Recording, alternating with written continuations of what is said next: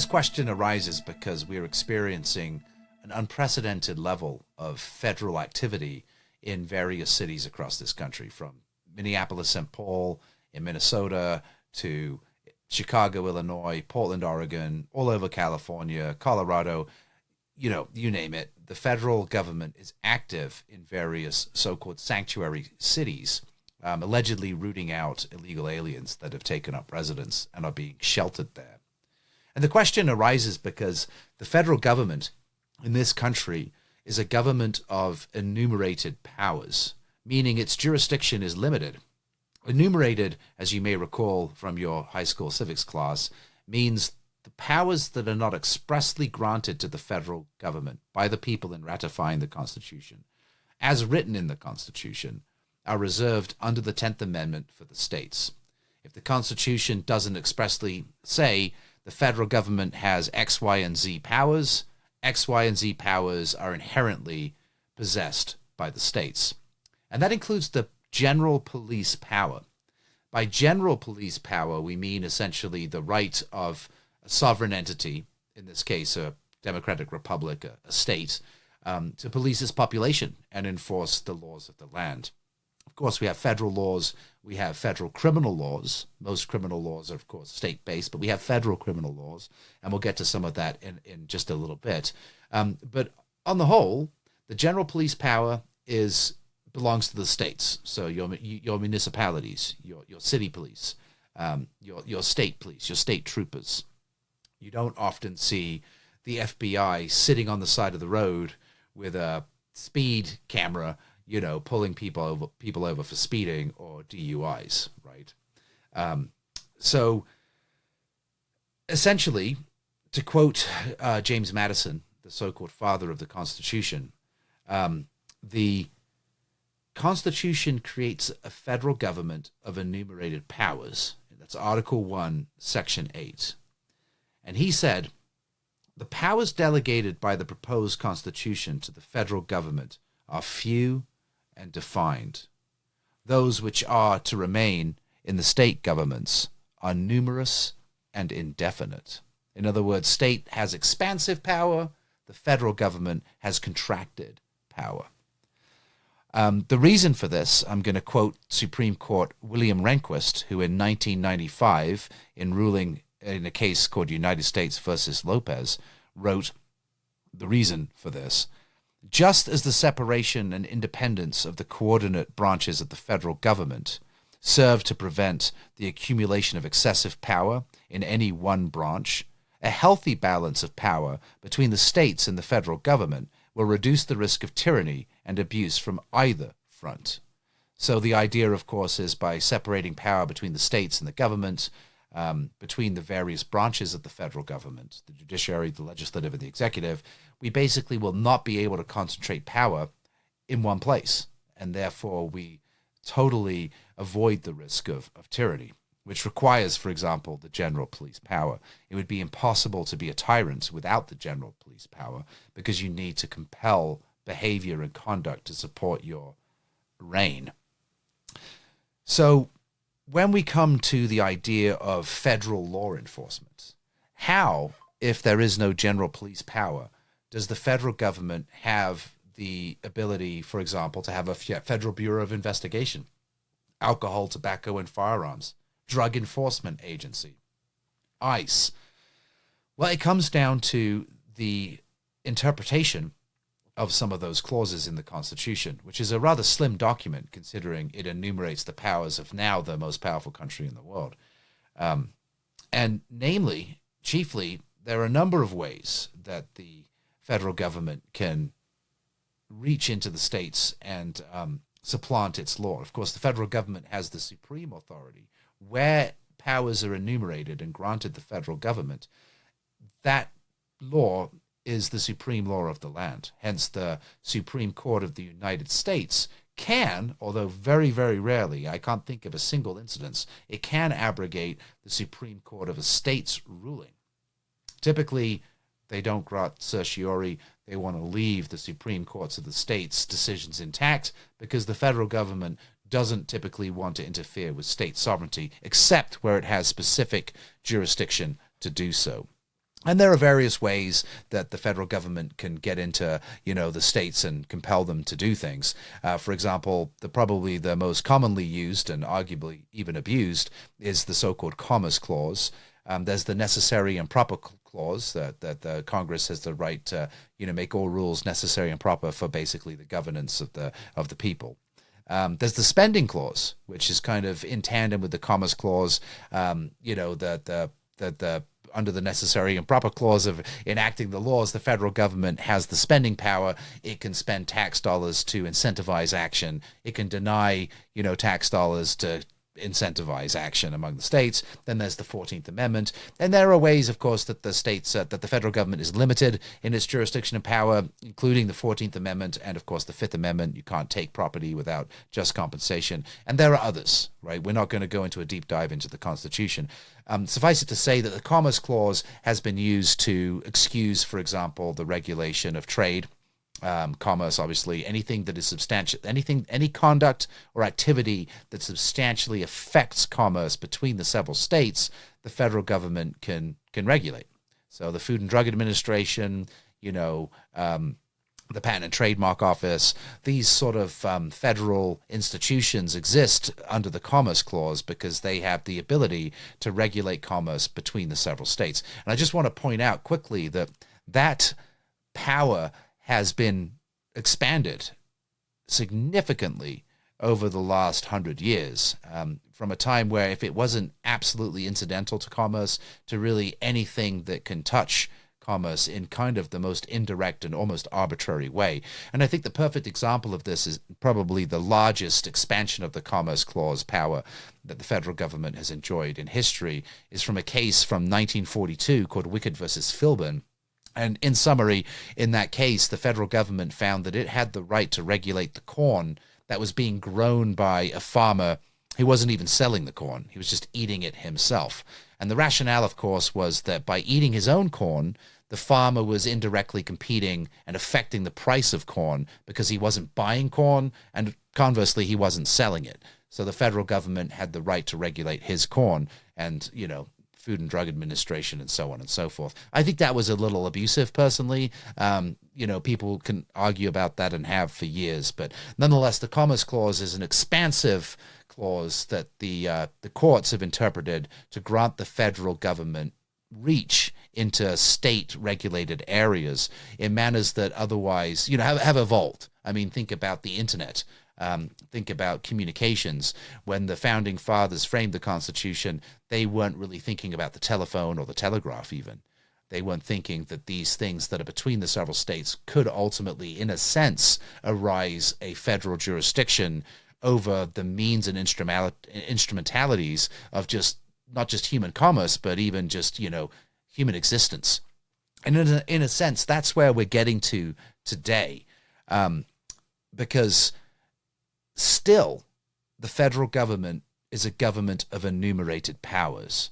So the only way that the FBI can exist, or the DEA can exist, or the ATF or ICE can exist, is under the enumerated statute that created them. And that those statutes have to set forth expressly what their powers actually are.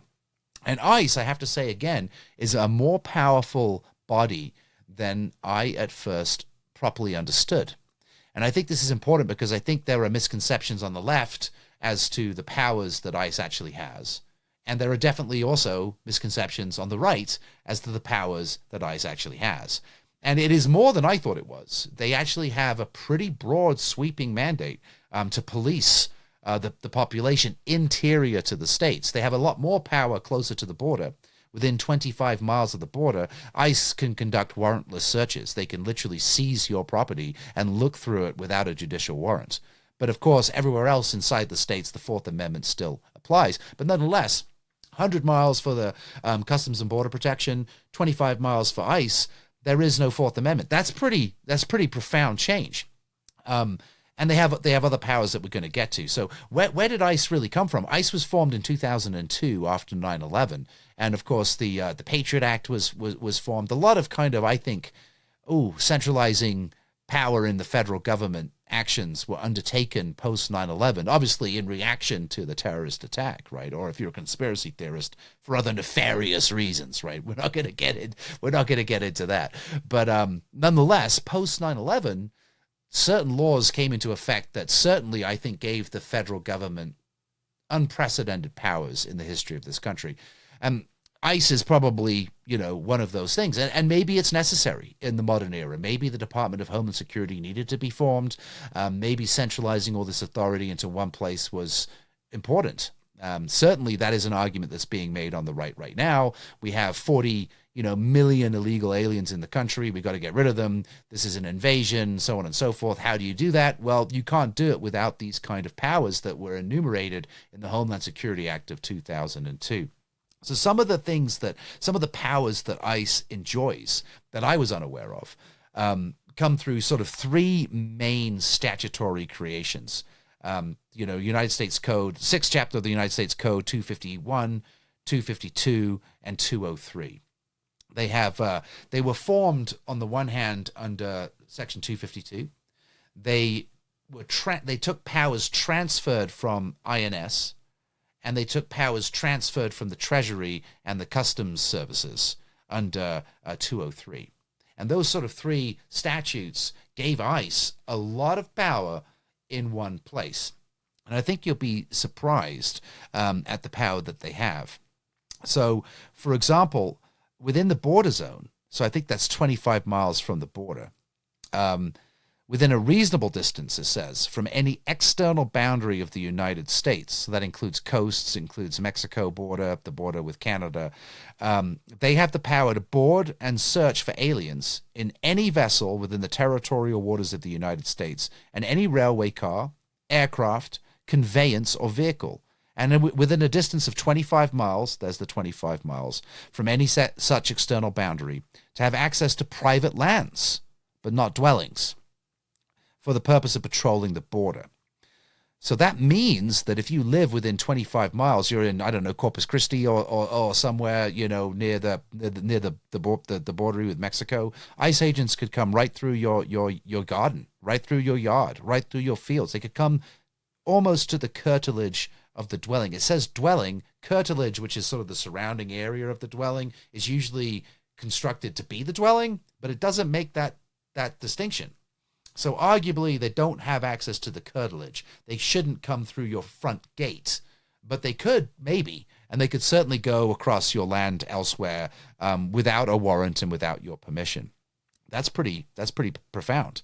They have a detention authority, which this comes from the U.S. Customs Service and from the Treasury. It was transferred into the Department of Homeland Security under the 6th U.S. title of 203, Section 203, excuse me. And it allows the functions, personal assets, and liabilities of the United States Customs Service of the Department of the Treasury, including the functions of the Secretary of the Treasury relating to their, actions, over to ICE. They basically have the ability to go on board of any vessel or vehicle at any place in the United States or within the customs waters and examine the manifest and other documents and papers, and examine, inspect, and search the vessel or vehicle and every part thereof, and any person, trunk, package, or cargo on board. So this is stuff that's coming into the country wherever it may land. So they could, for example, board a plane in, LaGuardia and basically search the plane. They are allowed to effectuate these. In order to be able to effectuate these inspections, officers may hail and stop such vessel or vehicle and use all necessary force to compel compliance. All necessary force to compel compliance. Now, this is for customs enforcement. So they're looking at, in this case, the enumerated power is not really dragging, potential aliens out of cars and detaining them. We're going to get to that. This is to do with, you're bringing stuff into the country. Wherever it is that you may be within the country, if you're suspected, if you're, if there's probable cause that you have contraband in your plane and you landed in a small airport, they could actually grab your airplane and search it. They have that ability. They have an investigative power as well. This comes from the 203 as well, the Treasury Department's the transfer of the Treasury Department's powers, but it's also enumerated in the United States Code, 8th chapter of the United States Code, or 8th title of the United States Code, section 1324. They are allowed to investigate alien smuggling and trafficking violations, right? So that sounds kind of obvious, but it's more expansive than it may sound, because in investigating alien activities under the Commerce Clause, which affects commerce, they basically have the ability to investigate quite a lot of things in realizing that mandate. So, for example, they can, at non-designated entry points, they can, search for the transportation of aliens, that, concealing or harboring aliens from detection, encouraging aliens to enter illegally, and conspiracy or aiding and abetting such acts. They have the right to detain and imprison you for violations of those too. They have the power to seize assets.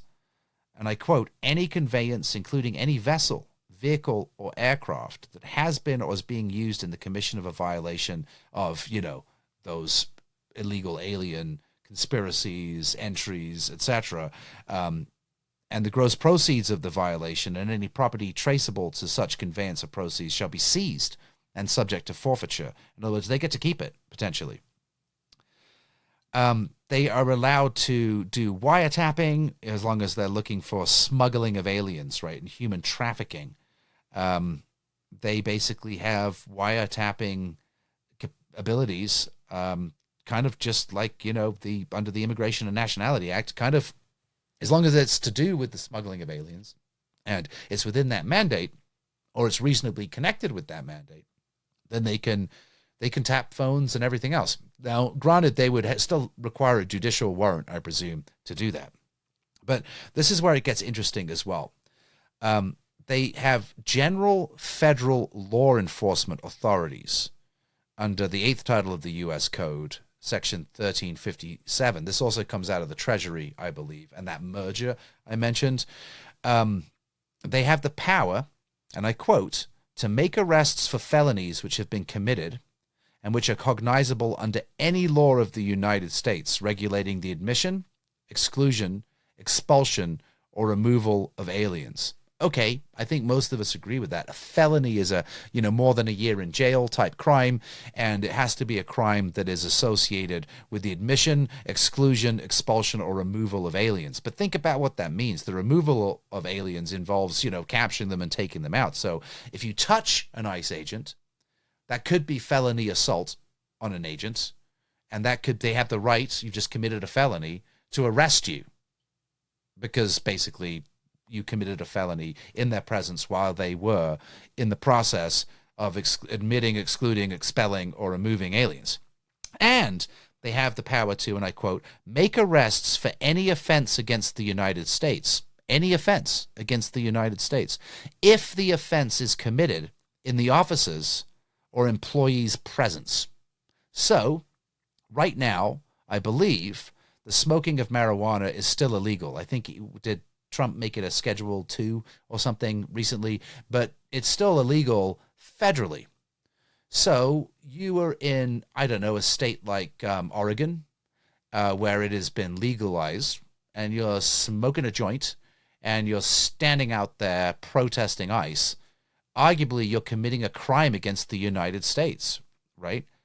Make arrests for any offense against the United States if the offense is committed in the officer or employee's presence. So they could technically arrest you for that. They have a general police power if you're committing a crime against the United States in their presence.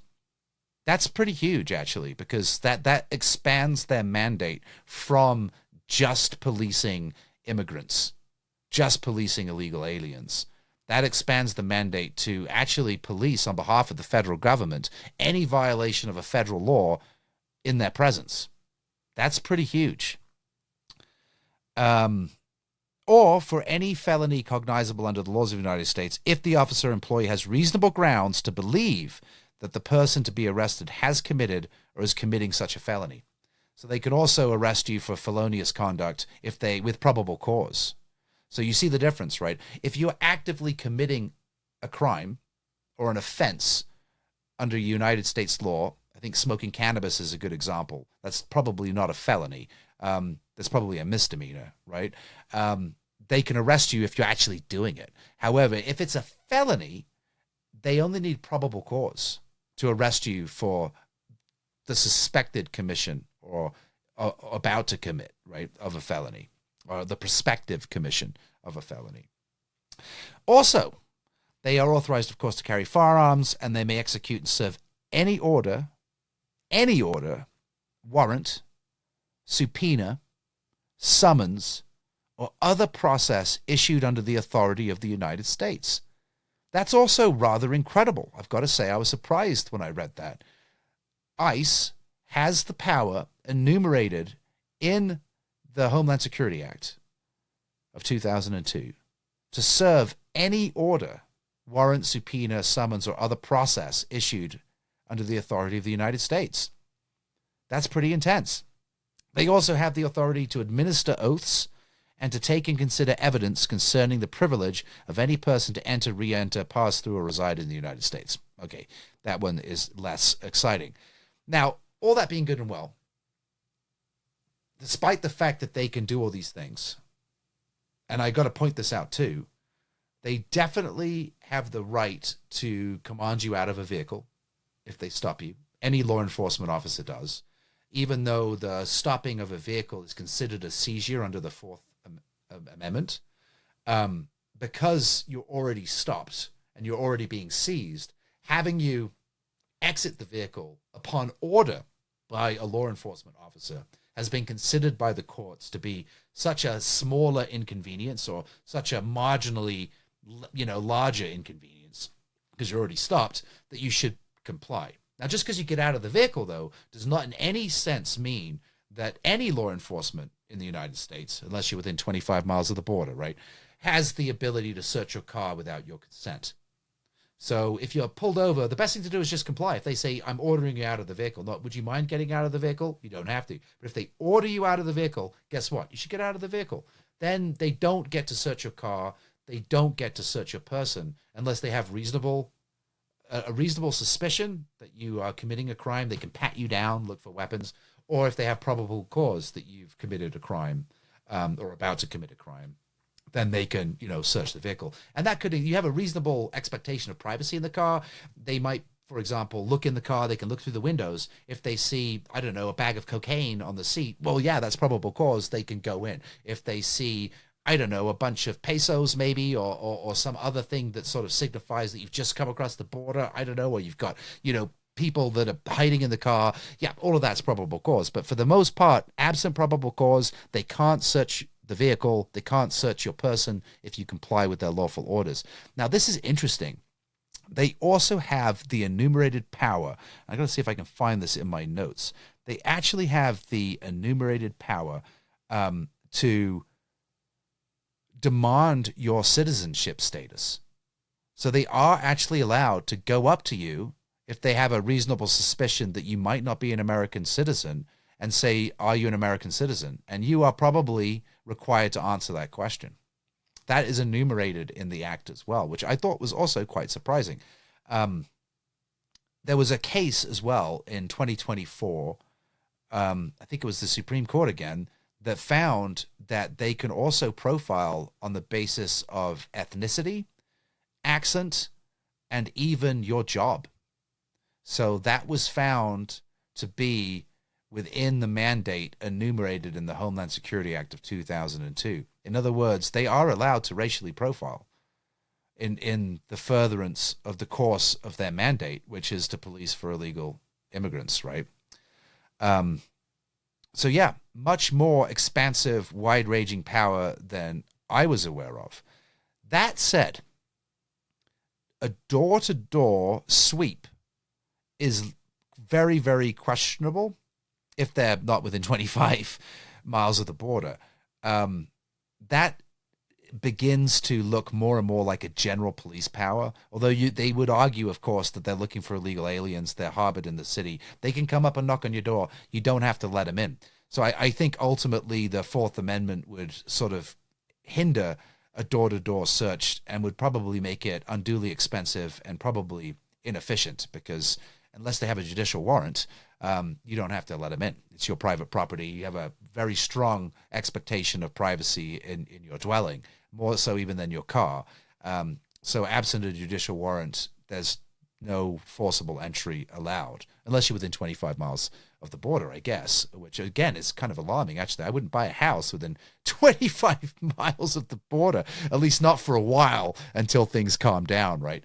But there's got to be a more efficient way to deport, let's say, 40 million illegal aliens than this sort of capture methodology that we've come up with. It's a little alarming that ICE is being deployed in this manner, because if you think about it, it's not the most efficient way to go about this problem, to go about solving this problem.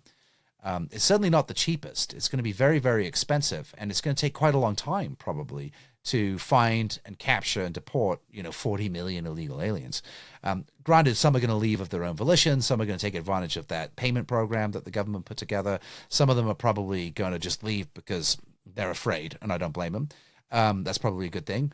But there's got to be a more efficient way to do it. And this is the part that I don't readily understand. I don't know why, for example, we don't mandate that employers sign a declaration under the penalty of perjury when they file their tax return, their annual tax return, that they are not currently and will not employ illegal aliens. Essentially, that they will verify reasonably the citizenship status of every employee, and then hold them accountable, slap them with massive fines for violations, back taxes, right? Because if you're paying an illegal alien, you're probably not paying tax, or they're not paying income tax, right? So it's sort of someone owes the tax, the income tax that the illegal alien didn't pay. I think the employer should. And if we start doing policies like that, all of a sudden it's going to be kind of difficult to get a job, So let's say you work in construction and you get paid $15 an hour as an illegal alien, and you get paid in cash. Okay, well that's, now your employer's lying. They can't deduct the payment if they have to sign this declaration, right? So they're just sort of, how are they accounting for the expense? Well, maybe there's a way around it. Well, then the second prong of this economic strategy would be to require the banks. This would be very annoying, actually. So it'd have to be temporary, in my opinion.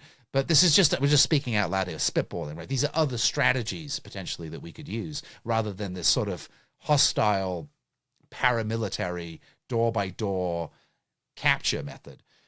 What if the banks required proof of a citizenship to open up an account? What if, when you were incorporating a limited liability company, you're required to, establish citizenship? Isn't that what a driver's license is for? In a sense, can you get a driver's license without being a citizen? I don't know. I guess you probably could if you have a green card or something, but I think that would obviously be a different type of driver's license. So your immigration status should be enforced at the means of commerce, right? The same thing. The Commerce Clause applies. The federal government has the right to regulate commerce between the several states, and that means that the banks, right? When we got the Sherman Act, we've got the Consumer Financial Protection Act, we've got all these, we've got anti-money laundering federal laws, we've got all these money laws. Why don't we say to the banks, hey, if you have an account that is owned, and if you have an account owner who is not able to supply proof of citizenship, you're required to close down the account, notify ICE, and, that account holder should be given, I believe, under due process, an amount of time to prove citizenship or legal status, or to exit the country. Now, of course, they get their money out of the account is closed, and they go, right? Give them a check or something. I don't know. I'm just again, thinking out loud. But these would, I think, be more effective and more efficient methods than paying 40,000 guys to go through the streets and try to, pick up people in some kind of crazy dragnet and then sort of deport them in ways that are kind of worrying. I mean, a bunch of masked, armed, militarized guys running through the cities, it doesn't feel American. And I get it, right? I get what's going on. I support the idea. I support that people voted for this. We have an immigration problem. There's a lot of fraud. I get all that stuff. But there's just got to be a better way of doing it than what's happening, unless there is kind of a potential dual use that this agency could have.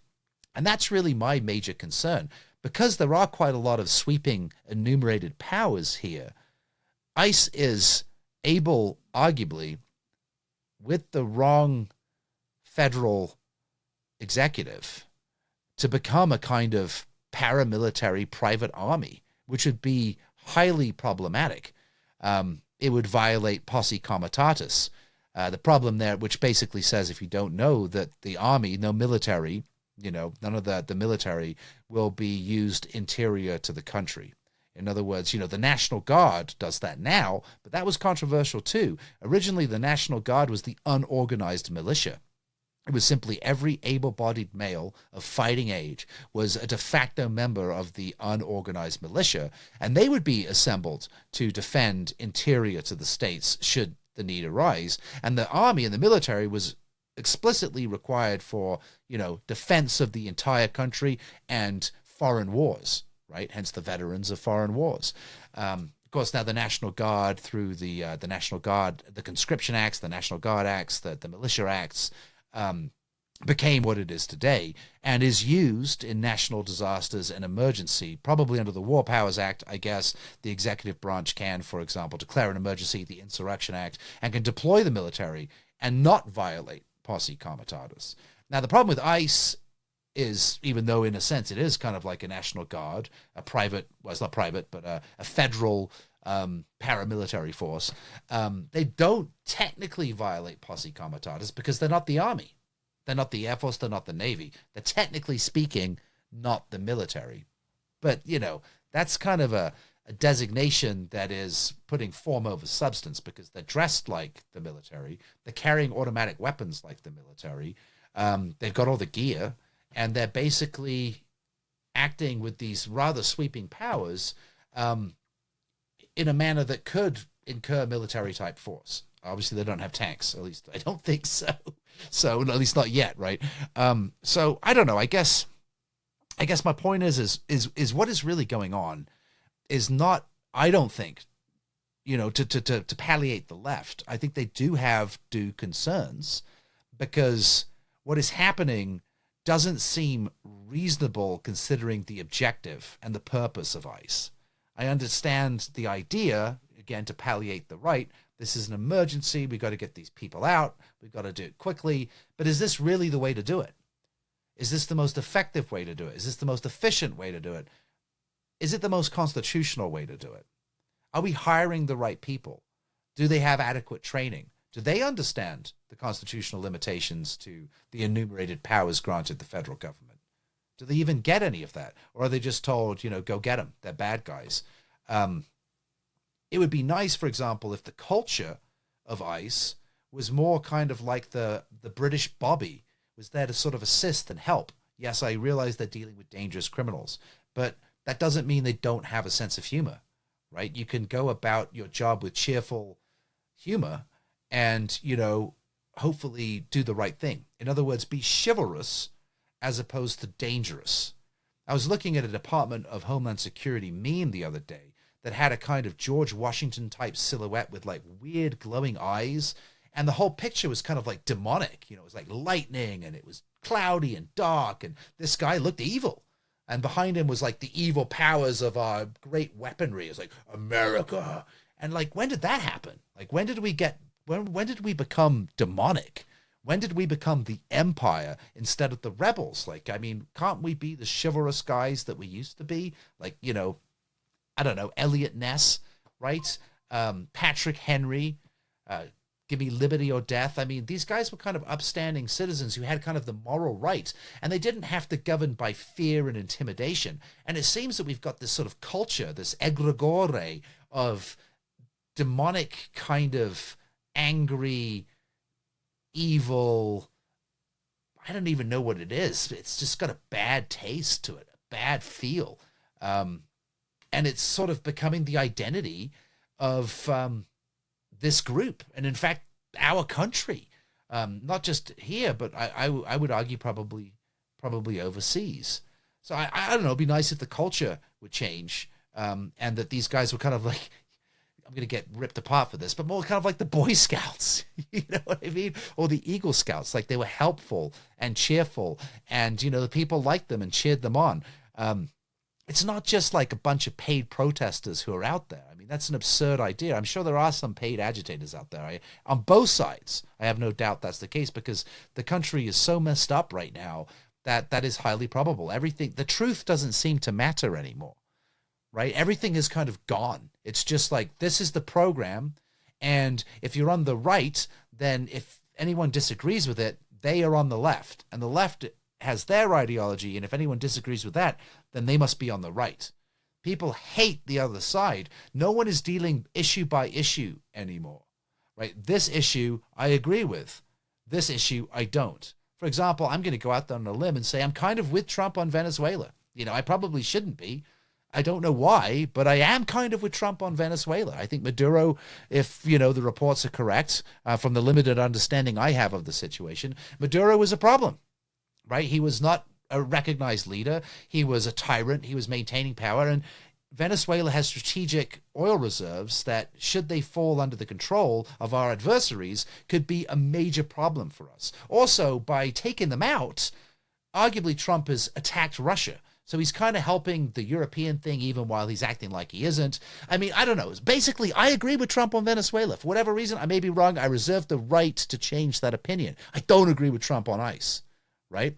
I agree with Trump on the tariffs when I get my $2,000 check. Until then, I'm not sure about that either. The jury's still out. I think he's done some good things. I think he's done some bad things. I think one thing we can observe, though, and maybe I'm wrong on this, but, you know, I have friends on the right. I also have friends on the left, by the way. I like to think I'm between all these things. I'm not above them. I'm just between them, because I'm a libertarian. I don't vote for either of these people. I think it's a big ruse. That's my personal opinion. I think that both sides are corrupt. And that's kind of what I'm going to get to. When my friend Danny argues how corrupt the left is and how bad the Biden administration was and that they let all these people in, I'm like, I don't disagree with him on a lot of that stuff. But where he and I diverge is that Trump is the Messiah. You know, I don't believe that Trump is the Messiah. I think Trump is self-interested. And I think everybody's corrupt. I think this is the main problem we have today. The entire government is corrupt. Who in the government is not corrupt? They're all corrupt. It's just they're stuffing it in different pockets. I think people voted for Trump because they may have known he was not exactly the most honest, upstanding Christian person. Certainly not with his treatment of women, right? Or his business dealings. But he was going to stuff it in a different pocket. Let's break it so we can rebuild it. And Trump was going to break it, and arguably he is. But this whole sudden swing, this whole sudden move to this kind of narrative, this is what's really got me going. I mean, I'm moving more and more away from the whole situation on both sides, because the narrative that is coming out from the federal agencies, Department of Homeland Security, Customs and Border Protection, even ICE itself, is just absolutely dripping with propaganda, and it just doesn't have the sense of truth. They're platitudes, they're image-ridden statements wrapped up in emotion. They take something, they put the flag around it, and they give it to you to swallow. And if you don't accept it, then you're a commie. The irony, of course, and I had this argument on Twix. I had this argument on X recently with somebody. They were saying that, well, if lethal force is used to stop people fleeing, maybe people would stop fleeing. And I'm like, yeah, that's exactly what Chairman Mao said. That's exactly what Chairman Mao said. He said that it was better that 100 innocent men die than one guilty man goes free. That's what Chairman Mao said. So you're with Chairman Mao. You better start learning Mandarin. You've gone communist. Like, people have forgotten what made this country great. What made this country great is the rights that were afforded under the Constitution and the limited powers the federal government gets to enjoy. We're in the midst of this massive centralization of power. And there are serious constitutional challenges ongoing that are being played out through the courts. And we have, of course, a Supreme Court that has been, I would argue, stacked over the last decade. Case in point, you've got that decision that was written by Brett Kavanaugh. Forgive me, I can't remember the case off the top of my head. Maybe I'll look it up and I'll post it afterwards. That basically said, and I think this was last year, maybe it was 23, that basically said the president is immune from criminal acts conducted in the course of his official duties. Now, I don't often agree with Sotomayor, but her dissent in that case is brilliant, and it's definitely worth reading. I mean, my favorite, writing is of the likes of Antonin Scalia, right? He's a great writer. He's written some incredible opinions, unpopular opinions, but incredible opinions, and right, because of course the court is not a legislative body. It's interprets the law. It doesn't make the law. But Kavanaugh, in his opinion, and the court, I think it was 4-5, found that the president is immune from criminal acts in the course of their official duty as president. And Sotomayor points out what official duties could constitute crimes. The reason why it was never enumerated in any manner to prohibit criminal acts is because it's inherent that the course of presidential duties could never include crimes. But nonetheless, that is the law of the land. So we have this unprecedented centralizing of federal authority. And I believe in states' rights. I believe in limited government. I believe in less government. I'm a libertarian. I think the less centralized power the federal government has, the better. You could argue, for example, it was because of the centralized power of the federal government that all the illegal aliens were able to cross the border, because they had power to prevent the prudent operation of restricting crossings at the border. Conversely, now we have the opposite. So that's probably enough, I suppose. Thank you for listening. If you like this podcast, hey, like, subscribe, all that stuff, you know what to do. Thank you for listening this far.